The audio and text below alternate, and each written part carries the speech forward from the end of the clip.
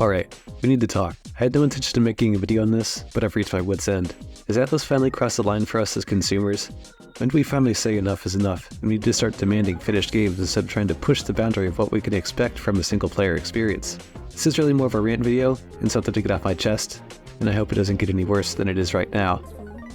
Before you tell me that they've been doing this for years, the answer is yes. Yes they have, but it's never as egregious as it has become now.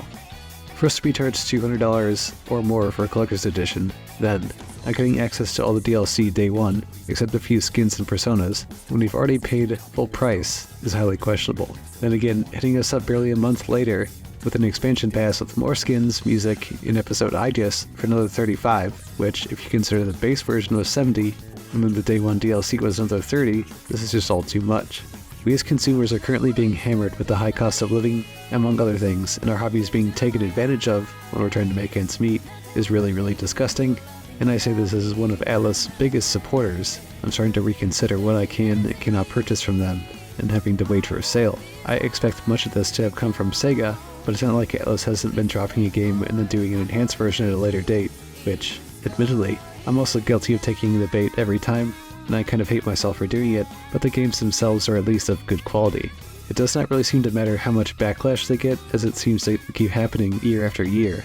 Especially with SMT5 Vengeance and them claiming to have so many difficulties in development, they felt it was best to release another full-price version, which is another example to a lesser extent of my anger, as they seem to have added a near full game experience worth content to it.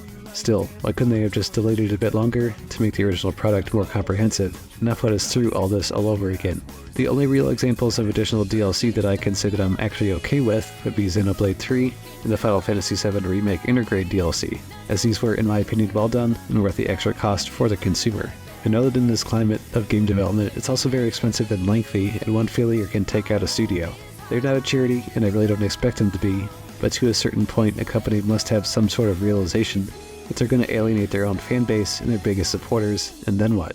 I just don't want to see one of my favorite developers ruined by greed.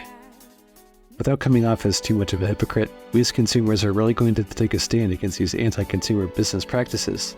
Not only with Atlus, but with all our favorite developers as well. Otherwise, we're going to be taken for all we're worth and just get less and less in return. You might ask, well Snarf, you're on record as being excited for Metaphor. What are you going to do, just not buy it? To that I would say, Atlus has a good record of discounting games within a month or two at the latest, so the sting of these new additions would hurt less, and I know myself, and my will to not buy it day one would be really hard to control.